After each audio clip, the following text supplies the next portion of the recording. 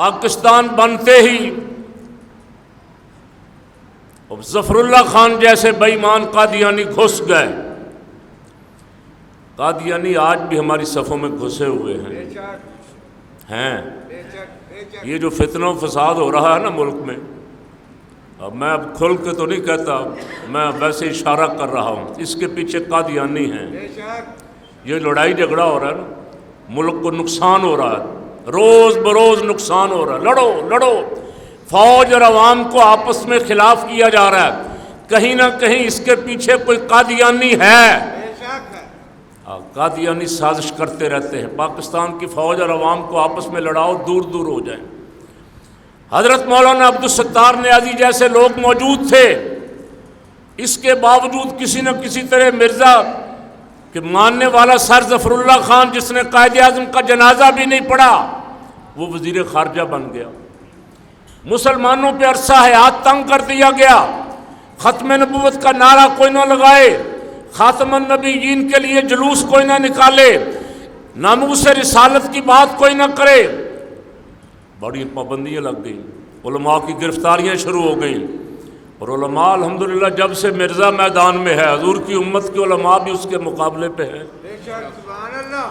جب سے مرزے نے دعویٰ کیا ہے میری سرکار کی امت کے علماء اس کے مقابلے میں ہیں، وہ میدان میں کبھی ٹکا نہیں ہے. مرزا میدان میں علماء کے سامنے کبھی نہیں آیا. جھوٹا تھا، ڈرتا تھا، انگریز کا پٹھو تھا، ادھر ادھر سے اشتہار چھاپتا تھا، اخباروں میں خبریں دیتا تھا، ادھر ادھر سے سامنے نہیں آتا تھا. اعلیٰ حضرت کے غلاموں نے اسے بارہا دفعہ چیلنج کیا، اور یہ تو بہت مشہور ہے، آپ نے سن رکھا ہے. اس سے حضرت تاجدار گولڑا پیر میر علی شاہ صاحب رحمۃ اللہ علیہ کا مناظرہ طے ہوا، اس سے بھاگ گیا، وہ آیا نہیں.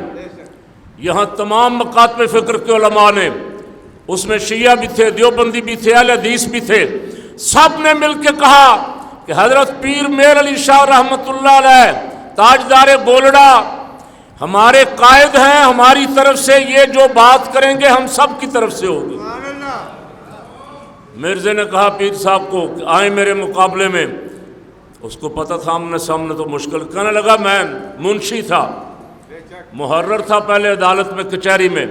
ترقی کرتے کرتے وہ کہتا میں نبی بن گیا ہوں معاذ اللہ.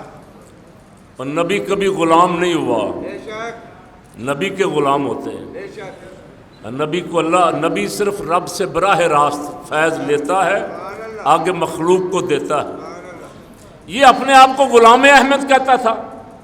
اس کے ماں باپ صحیح العقیدہ مسلمان تھے، انہوں نے اس کا نام غلام احمد رکھا تھا.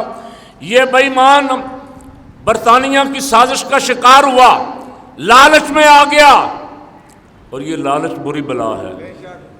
یہ مارتی ہے، بڑے بڑے لیڈروں کو لا کے مارتی، ذلیل کروا دیتی. امریکہ برطانیہ خرید و فروخت کرتے رہے ہمیشہ.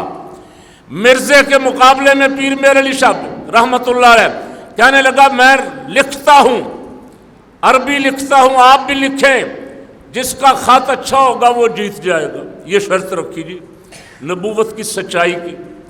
تو حضرت نے فرمایا یہ کون سی شرط ہے؟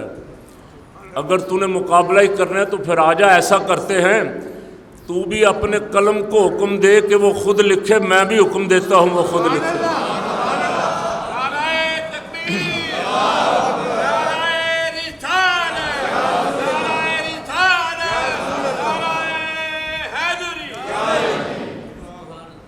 اس نے آنا نہیں تھا مقابلے میں. فرمایا اگر اس سے بھی آگے چلتا ہے تو اور آجا، قبرستان چلتے ہیں، تو بھی کسی مردے کو کہہ زندہ ہو جا، میں بھی کہتا ہوں. بعد میں کسی نے کہا حضرت پیر صاحب آپ نے بہت بڑا دعویٰ کر دیا تھا، اگر وہ آ جاتا اور مقابلہ ہوتا تو پھر؟ فرمایا دعویٰ اپنی طرف سے نہیں کیا تھا، میرے سر پہ کملی والے کا ہاتھ تھا. حضور نے فرمایا جو کہو گے ہو جائے گا.